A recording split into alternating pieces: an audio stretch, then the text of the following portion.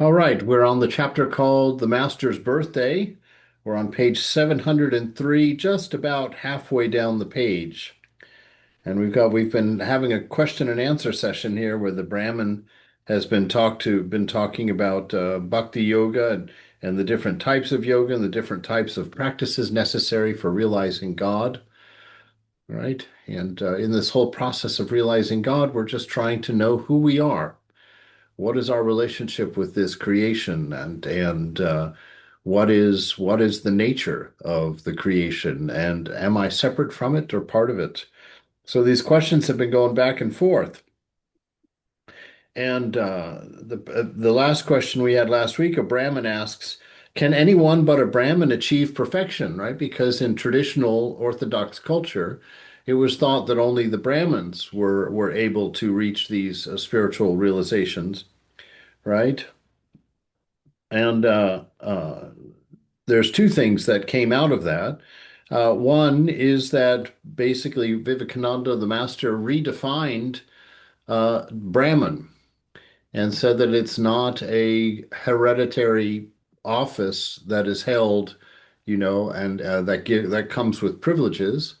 He said that everybody who is a seeker of God, a sincere seeker of God, is a Brahmin, that's the real definition of a Brahmin. And so, in that sense, it's obviously only a Brahmin can realize God because only a spiritual seeker would bother to try. And so, but it's not because of the hereditary office or identity that the caste system became. There's nothing wrong with the caste system because every culture has a caste system, whether they recognize it as that or not. Because a caste system is simply broken up into the necessary components of what is needed to create a society, to run a healthy society.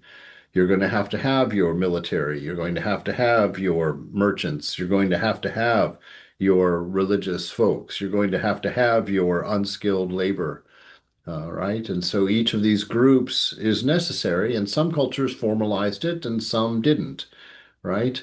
And all of those groups in time kind of become more and more concrete, right? Because if you're born into a family of carpenters, chances are, because the training is right there for you and free, you're going to end up being a carpenter. And the same for all of these jobs in that type of society at that time. And so it's no wonder that it slowly became seen as hereditary. And initially, Vivekananda says that in the original caste system, you could change caste. You could, if you were born to a black smith, but you decided to save up your money and go to college and become a doctor, then you would go into that caste. That you would be now in a new role in that society. And that was allowed in the beginning. It wasn't until later that the higher castes began to forbid cross cross marrying and cross whatever, crossing those lines, and began to put rules in place that benefited and maintained the status quo of their privileged sincerity or privileged position in society. But it wasn't always that way. And so he's asking Ramakrishna, kind of alluding to this whole situation. And so what's really wonderful here, Narayan answers the question. So we don't get a quote directly from Thakur, but Narayan says Brahmins and Sudras all are one, right? So he takes the Vedantic high road. If the ultimate truth is one without a second, then why are we making these distinctions, right? Why are we making these distinctions? And so the Brahmin says, well, can a man realize God in one birth? Right? Is it possible for us to do this in one birth? Why are we talking about reincarnation? What if there is only one birth? How do I know how many births there are? And so can a man do this in one birth? And the master answers, is anything impossible for the grace of God? No, I love this response. I love this response because it doesn't say, is anything impossible for a seeker of God to accomplish? Is anything impossible for a man of faith? Is anything possible for, someone who works hard? Is anything possible for someone who tries their very best? He doesn't put the impetus on us. He says that the miracle of realization is the result of grace. Is anything impossible for the grace of God? Right? So it is by grace that we grow. Right? Grace doesn't just mean a free gift necessarily, except that you can package what I'm going to say as a free gift anyway. But this notion that grace it is part and parcel of being in the image of God. Because grace is a natural extension of pure love, of divine love. Grace is a natural extension of wisdom, right? Of intelligence. Why? Because it's through intelligence that we are able to learn from our mistakes. It's through our intelligence that we're able to discern the changing from the unchanging. It's through our intelligence that we are able to transcend and understand the nature of things as it's revealed to us. And so this grace is part and parcel of the experience of being because it's built into the nature of God. God's not doing a favor when he acts out of grace. He's being true to his nature, right? He's being true to his own divine love for us who are of the nature of divine love as well. And in that, grace happens. Grace is not an act of will, right? Grace is the result of faith. And what is faith? You being able to trust grace, to trust that the beloved is with you, and that, yes, even with your tawdry story of life, Mother loves you, sees perfection in you, and is pulling you toward your highest ideal. Right? So our faith is in the grace of God. Our faith is in this understanding that love will win here in every aspect, right? For all of us, we will all find our way home. We will all come to know our nature. That's the point of living, right? Is to come to know our nature. And he says something even more beautiful here. He follows it up by saying, suppose you bring a light into a room that has been dark 1,000 years. Does it remove the darkness little by little? The room is lighted all at once. Intense renunciation is what is needed. One should be like an unsheathed sword. When a man has that renunciation, he looks on his relatives as black cobras and his home as a deep well. Right now, this thing here, what is necessary is intense renunciation. Now, normally the mind is going to say, wait, intense renunciation is necessary. I thought this was an act of grace, right? How can you say that it's grace that actuates all of this freedom? How can you say that now I'm responsible to renounce? Well, that's not the paradigm here. The paradigm here is pointing at the fact that your faith in grace will result in your renouncing that which you are pulled out of, that which you are raised above. Your gratitude, your gladness of life, the improvement in your life, the the joy that you have inside, that you will experience as you develop that grace or that faith in grace, that joy, that bliss, that recognition of the bliss that begins to shine forth inside of us, we recognize that as a gift. And you may go and you may still stick to some of your vices, because you're not grateful enough, or you just get titillated by the constant thought of it. You're not controlling your mind. You may get back involved in it, but you will find that you lose your bliss.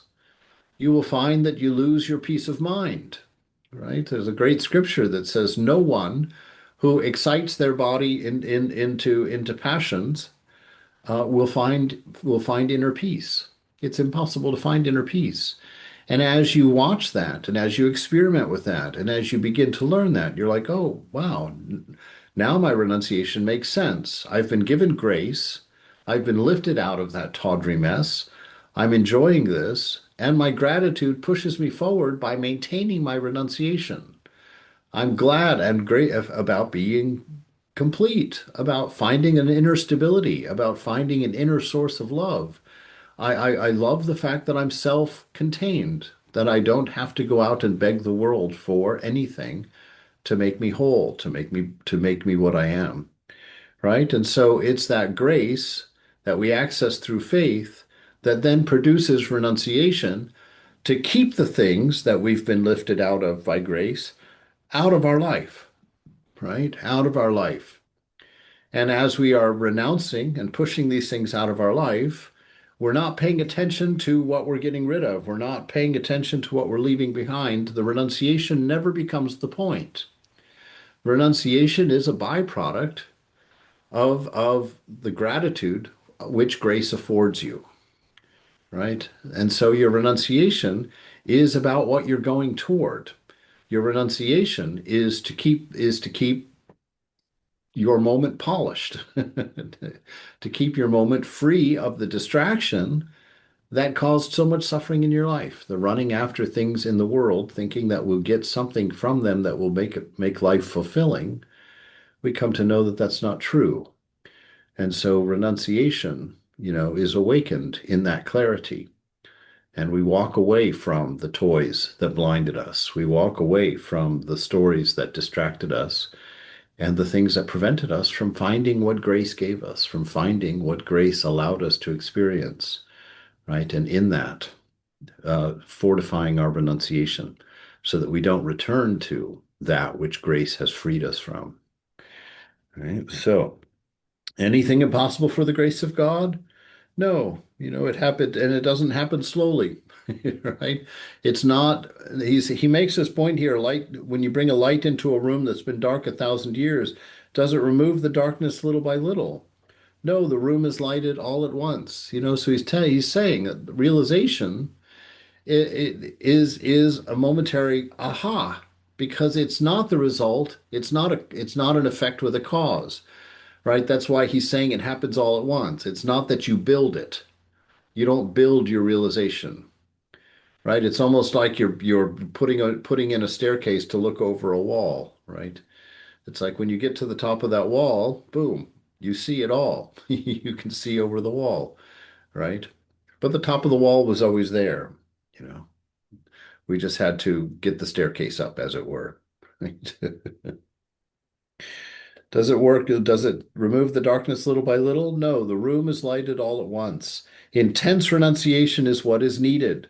One should be like an unsheathed sword, right? And what is an unsheathed sword? Ramakrishna described Vivekananda as being, that he was so discerning all the time. He said he walked around he was like a man with a drawn sword in front of him, you know, designating what is real and what is not real, what is changing and what is unchanging, right? So that constant discernment, he carried that sword of discernment in front of him all the time. And so he's saying that you should be like an unsheathed sword. You should be constantly discerning, separating with your blade that which is real, that which is unreal, so that you don't get caught up in the stories and the narratives of the unreal, which bring us into that dichotomy of joy, pain, joy, pain, joy, pain, joy, pain, happiness, suffering, right? That we get caught in life.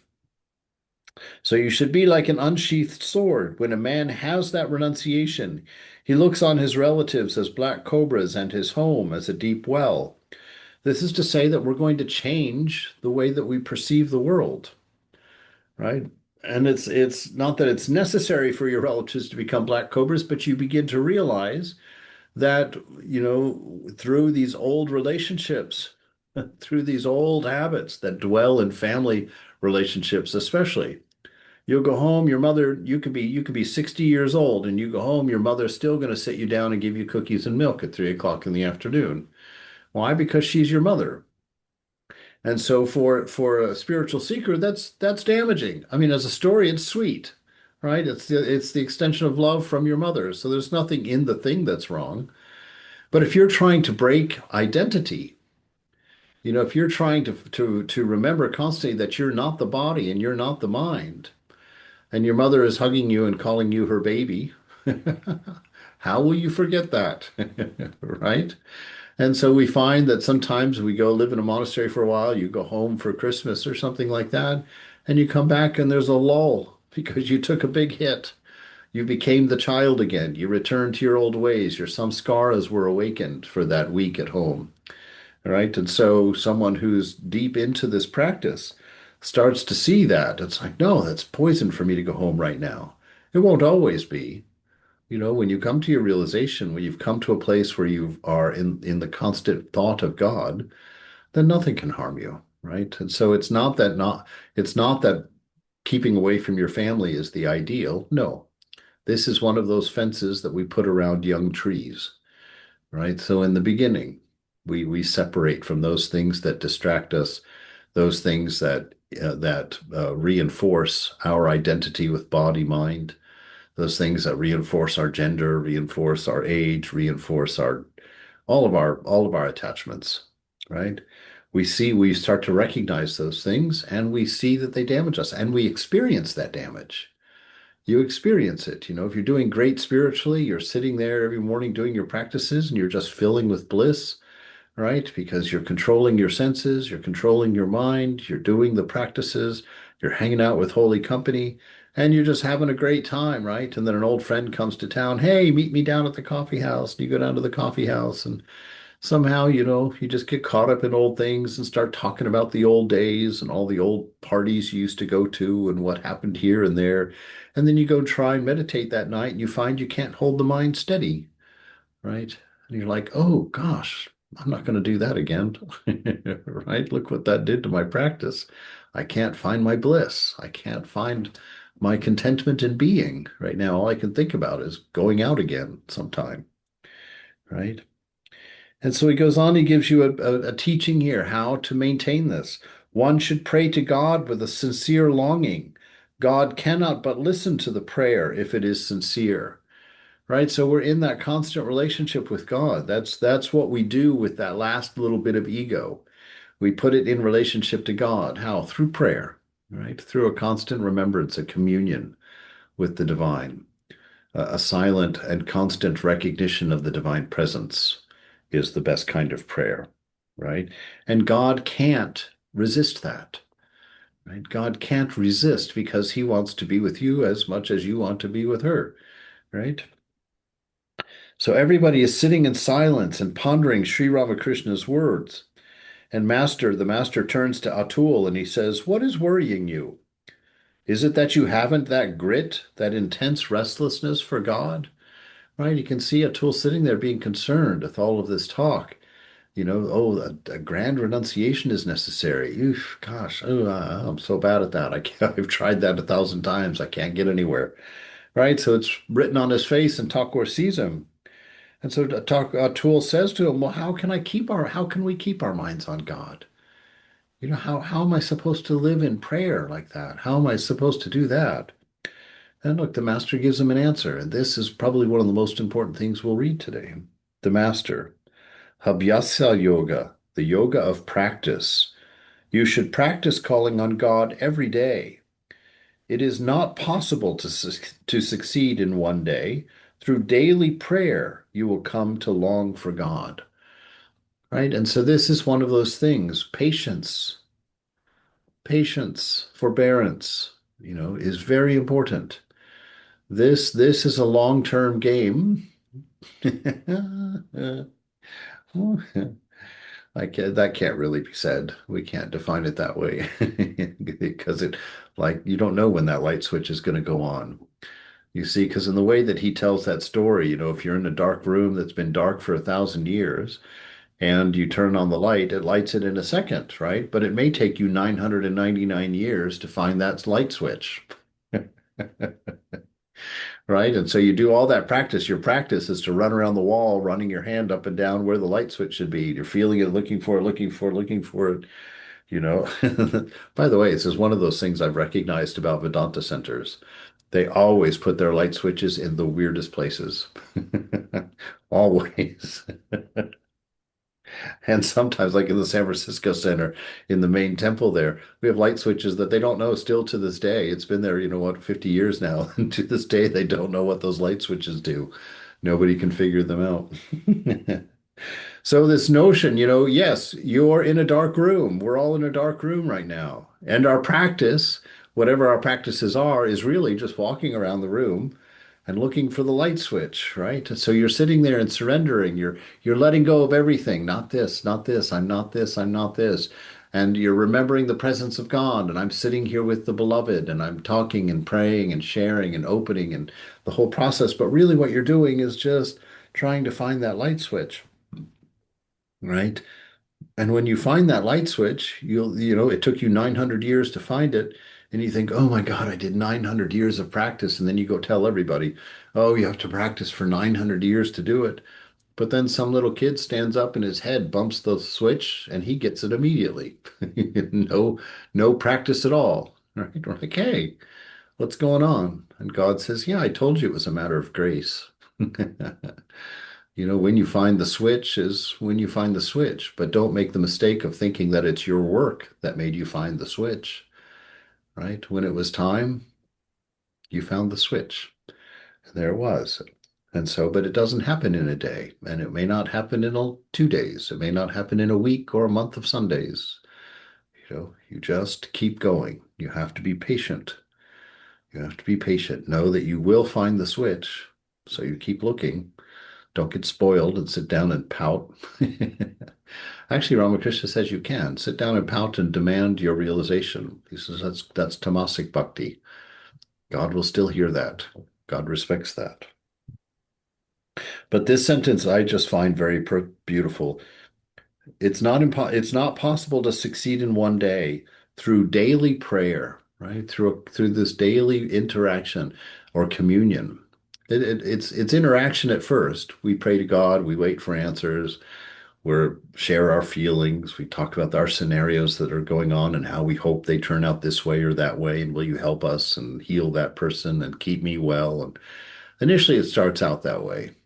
Over time, when we become less and less concerned about things like that, and we become more and more appreciative of presence, when the inner mind begins to calm down and we become aware of that unfailing presence of the beloved, that sense of joy, and it's not an electrical big hoo-ha of a deal. It's just a general fond regard for being, a general positivity that hangs around you in the communion with the divine beloved.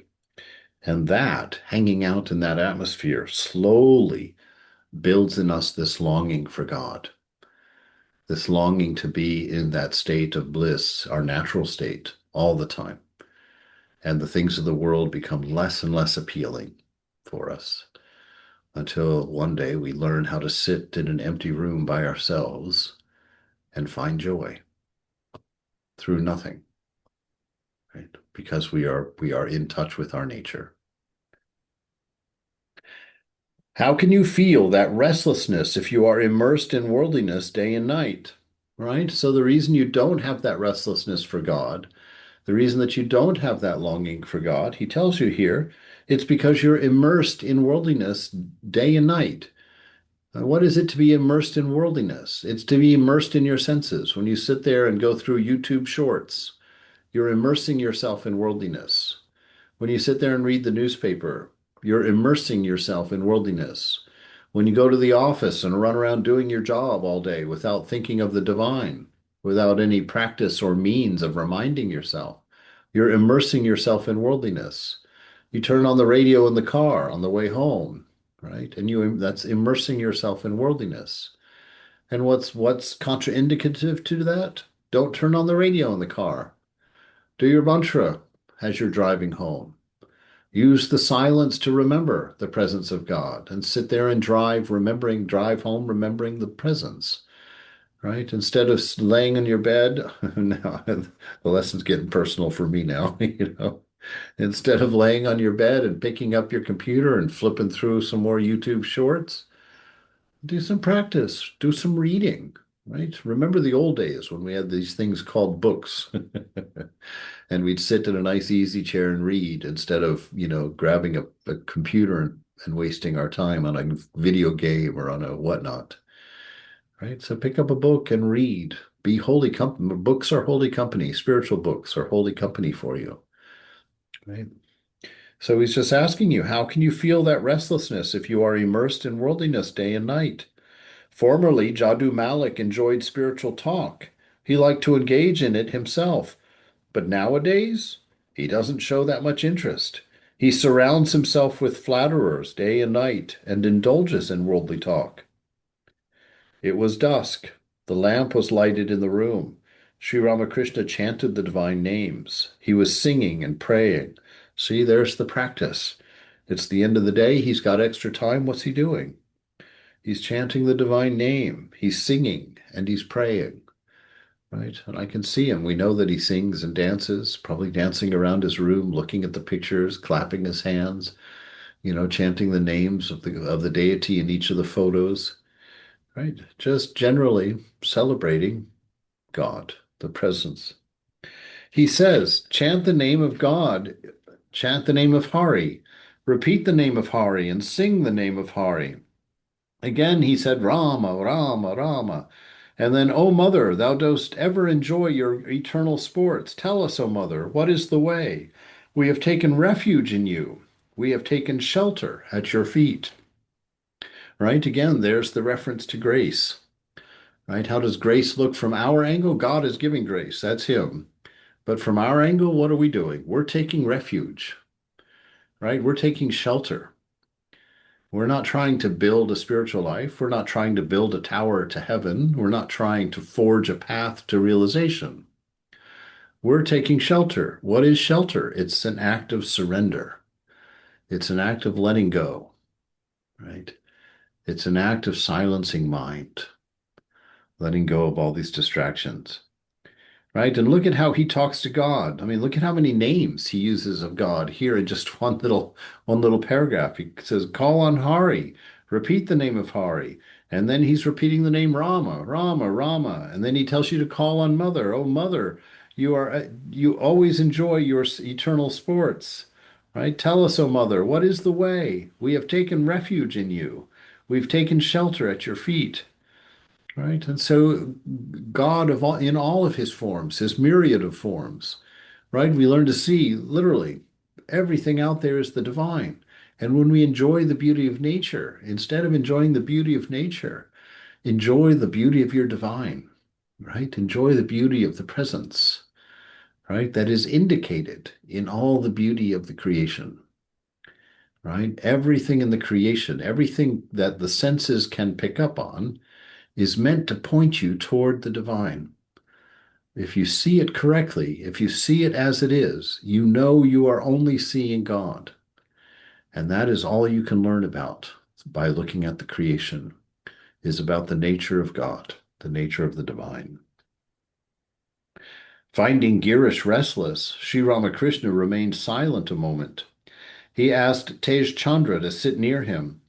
The boy sat near the master. He whispered to M that he would have to leave soon. The master to M, what did he say?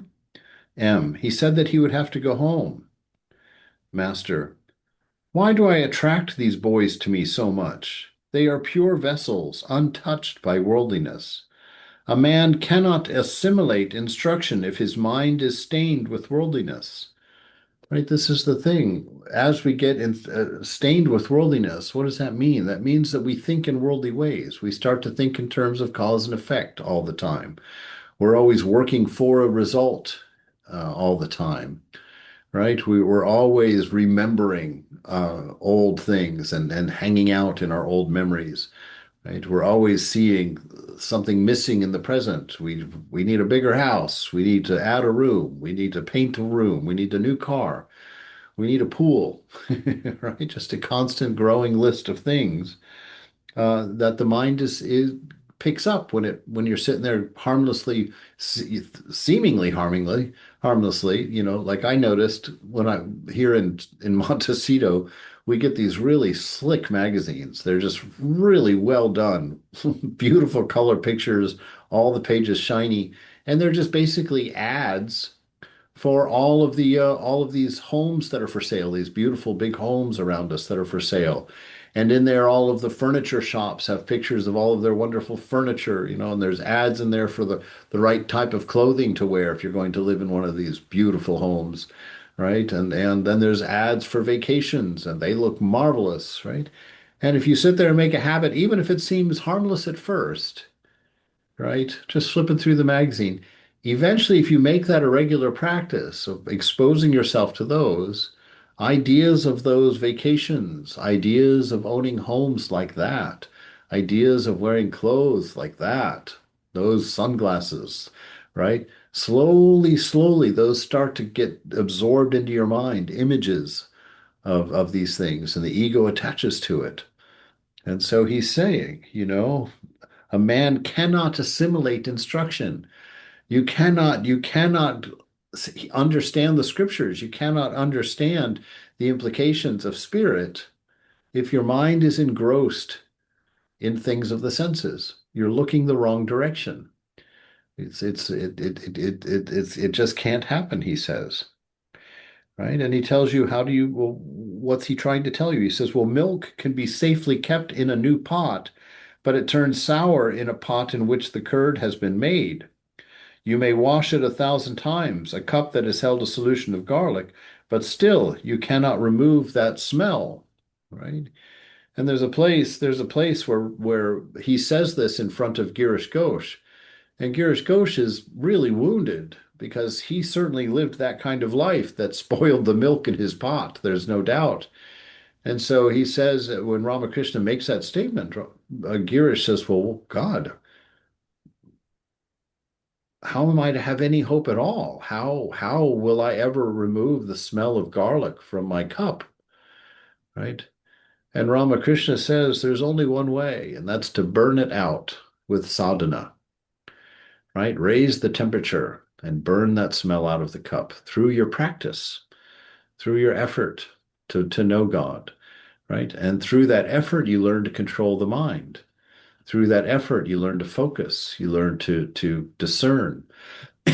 You become an expert at all the tools that you need to return to your bliss, to hold yourself steady in your mind, to not be drawn into the senses.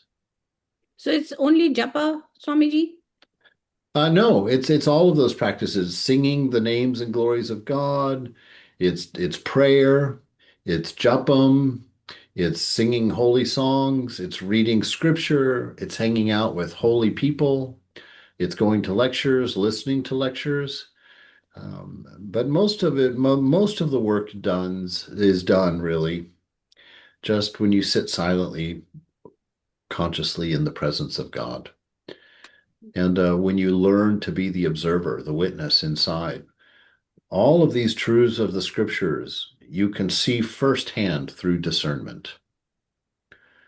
You can go within yourself and simply observe the mind, observe the body, observe the observer. It's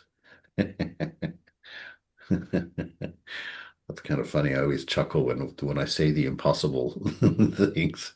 Observe the observer, right? Which you can only intuit the observer, right? Just like you have to intuit your face. You can't see your face, but you know you have one. And so you just trust that you have one. And so it's the same when we're observing inside. We can see that we're observing, right? We can see that. That becomes plain to us.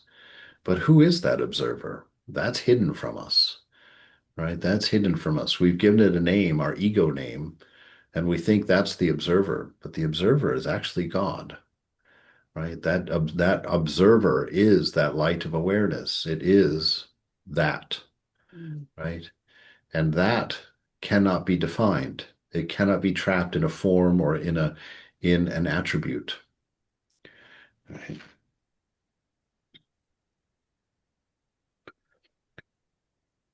Sri Ramakrishna arrived at the Star Theatre on Beedon Street to see a performance of Vrishaketu. Vrishaketu was the son of Karna, a hero of the Mahabharata, who was celebrated alike for charity and heroism. Karna sacrificed his son to fulfill a promise. Okay, so Sri Ramakrishna arrived at the Star Theatre on Beedon Street to see a performance of Vrishaketu. He sat in a box facing the south. M and the other devotees were near him. The master to M, has Narendra come? M, yes, sir. The performance began. Karna and his wife Padmavati sacrificed their son to please God, who had come to them in the guise of a Brahmin to test Karna's charity. During this scene, one of the devotees gave a suppressed sigh. Sri Ramakrishna also expressed his sorrow. After the play, Sri Ramakrishna went to the recreation room of the theater. Girish and Narendra were already there. The master stood near Narendra and said, I have come. Sri Ramakrishna took a seat. The orchestra was playing in the auditorium, the master to the devotees. I feel happy listening to a concert. The musicians used to play on the Sanai in Dakshineshwar, and I used to go into ecstasy. Noticing this, a certain sadhu said, "This is a sign of the knowledge of Brahman." Right? This, as we are slowly, as the ego is slowly removed from us, we become more and more sensitive to the beauty of the world, to the beauty of relationships. You'll start finding yourself as you're watching that YouTube video and it's going through and, showing those feel good videos or something, you'll find yourself crying, you'll find yourself touched by these things. You go outside and find the beauty, the way the breeze blows on your face and the smell of the flowers, and you look out at the view and you understand it's no longer an experience of nature that you're having. It's an experience of your beloved, your highest ideal that you're having. And little by little, we come to know that all of those things that used to take us away from God become the very same things that deliver us to the feet of God, because we see it as the beauty of God, the kindness of God, the grace of God, everywhere, the harmony of God, the way nature is just, I mean, think of how you feel when you go walk in the woods. Think of how you feel when you hike in the mountains. Think of how you feel when you sit on the beach and watch the waves, see the sky, right? In the early days, that draws you into your senses, and you want to go surfing, you want to go see more, you want to go hiking and traveling and blah, blah, blah, right? It pulls you out there to do more and more. But once you've gotten that practice in of looking inward, then you sit there inwardly and you see all of the same things that used to draw you out and make you restless, but now they become whisperings of sweet nothings from the divine toward you. They become a constant description of the nature of your beloved. And that's why he says that noticing this, a certain sadhu said, this is a sign of the knowledge of Brahman. When music and beauty starts to tear you up, you have those tears that come from the outside of your eye here. That's where the tears of devotion fall. Tears of sadness come from the inside. And so those tears of joy come from the outside, and just any time. It can come for any reason. Ramakrishna saw that young British boy leaning against a tree with one leg folded over the other, and it reminded him of Krishna, and suddenly he's in ecstasy, right? This is how it happens. If the thought of Krishna is in your mind, then all the world will make you think of Krishna, right? Because you will see that Krishna is a name of that beloved. The orchestra stopped playing, and Sri Ramakrishna began the conversation. The master to Girish, "Does this theater belong to you?" Girish, "It is ours, sir." A beautiful thing. I know me and mine. This is ours, Thakur. This theater is as much yours as mine. I count on you for its success. So what made him turn towards Thakur, actually, Girish, with so many vices? What was his first one? Oh, yeah, I saw this in a video on YouTube where they put it into a film, the narrative. Actually, the thing that brought Girish, according to this little narrative, it's wonderful because he goes to Ramakrishna and he tells Ramakrishna, "I thought in Calcutta that I was the king of intoxication.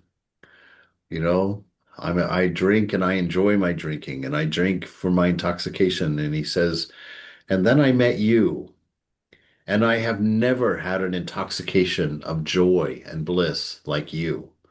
You are the king of intoxication, and I want you to teach me how to Wow. have that intoxication."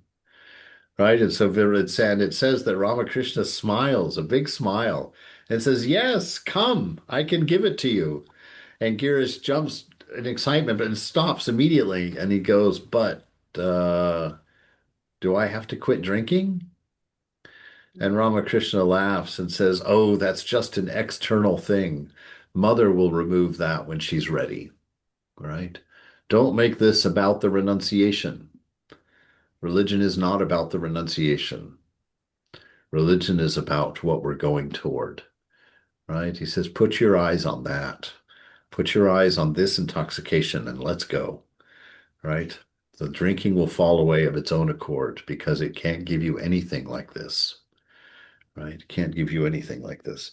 So that's what brought him initially. That's what he says anywhere in that scene. But like anything, there's probably many things in his life that was moving him in that direction, right? His whole life was for this to be this lesson for all of us. He's our permission, right? He's the one that we can look at and say, "Oh God, well at least I'm not an alcoholic, right?" Or "Oh gosh, at least I wasn't a bohemian theater man." You know? So the thing is that I feel that Thakur had somebody like Girish Ghosh as part of the Leela to give us an example that even somebody like him can, also come onto this path and be self-realized. If everybody tries, whatever your, karmas are, or we shouldn't talk of karmas from yesterday's class. But I mean, whatever you've done, don't worry about it. You'll come Yes, this path and you'll be fine. yes, because you also are in this Leela to demonstrate that someone even like you can realize God. I like So, that. yes, you also will be someone's example, someone's inspiration, someone's strength, right? None of these lessons are one way. All of Mother's lessons are two-way, right? I always remember that when I'm lecturing. Mother has told me and showed me so many times. I'm not the teacher. I get taught by my own words, by my own ideas that arise from within, right? So we all are being lifted up to realization, and all of us are playing our part in lifting others up to realization, whether we know it or not, right? We are the holy company that is helpful to others. We're all in the game together. So the master to Girish, does this theater belong to you? Girish, it is ours, sir. Master, oh, ours is good. It is not good to say mine. People say I and mine. They are egotistic and small-minded people. Narendra, the whole world is a theater. Master, yes, yes, that's right. In some places you see the play of Vidya, and in some places the play of Avidya. All right, so in this great play of the world, you've got some people that are moving toward the light, right? Becoming better and sweeter and happier and more joyful. And you've got people who are more interested in the senses and they're getting more and more stuck and caught up in their habits and in their intoxications and in their addictions ultimately, right? Because everything in the senses, if you come to like it enough, it becomes an addiction. It becomes something that controls you, and you are no longer controlling yourself, right? And that's the trouble with them. It's not that any of them are good or bad in their own self, but their effect on you is going to be good or bad. The thing itself just happens, but if it's avidya, it's something that's going to lead you into your addictions, into your senses. If it's something that's vidya, it's going to move you toward inner peace, toward bliss, toward contentment, right? And all contentment comes from within. Things on the outside cannot bring us contentment. Narendra, everything is the play of Vidya. Master, true, true, but a man realizes that when he has the knowledge of Brahman. So what's Narendra saying here? It's a very beautiful thing because it is true that ultimately everything is Vidya, everything that leads you to God. How can he say that? Because even those things that are avidya lead you into a place of suffering. And you come to learn that suffering is the result of following things that are avidya.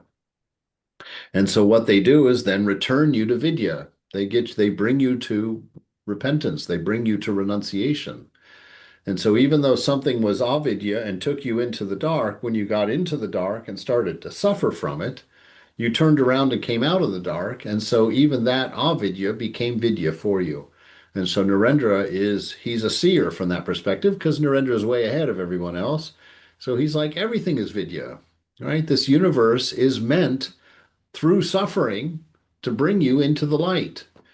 When you do things against your nature, you hurt. That hurting is vidya, right? Because it will ultimately force you to turn around, right? It will ultimately force you to turn around. So Narendra, everything is the play of vidya. Master, true. But a man realizes that when he has the knowledge of Brahman. But for a bhakta, right, for a devotee, is someone who loves God, who's practicing love as his path. But for a bhakta who follows the path of divine love, both exist, Vidyamaya and Avidyamaya, right? So in the path of knowledge, yes, everything becomes Vidya. But since we're in relationship with God, we're going to hold on to the good and bad. Sometimes mother is going to have to punish us. Yes, put us into some avidya, right, to show us that we're not doing the right way, not going the right direction. Right? So for the bhakta who follows the path of divine love, both exist, Vidyamaya and Avidyamaya. Please sing a little, Ramakrishna says to Narendra. So Narendra sings. Upon the sea of blissful awareness, waves of ecstatic love arise. Right? This is what Ramakrishna experiences in samadhi, that on this sea of blissful awareness, right? So pure awareness, simply being aware is of the nature of bliss.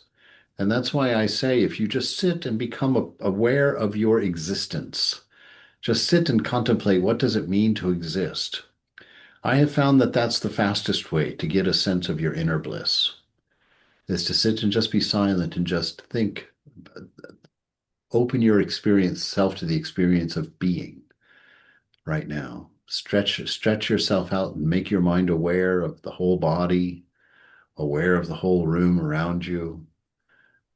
Contemplate the sense of how do I see, how do I feel, how do I know all of this, right? And you just keep stretching out and becoming more and more aware, not of particulars. Try and become aware of everything at once, right? And it will lead you to bliss. It'll give you a taste of the bliss that is your nature, that is who you are. So upon this sea of blissful awareness, waves of ecstatic love arise, right? Rapture divine, play of God's bliss. Oh, how enthralling, wondrous waves of the sweetness of God, right? This is where that contemplation leads you.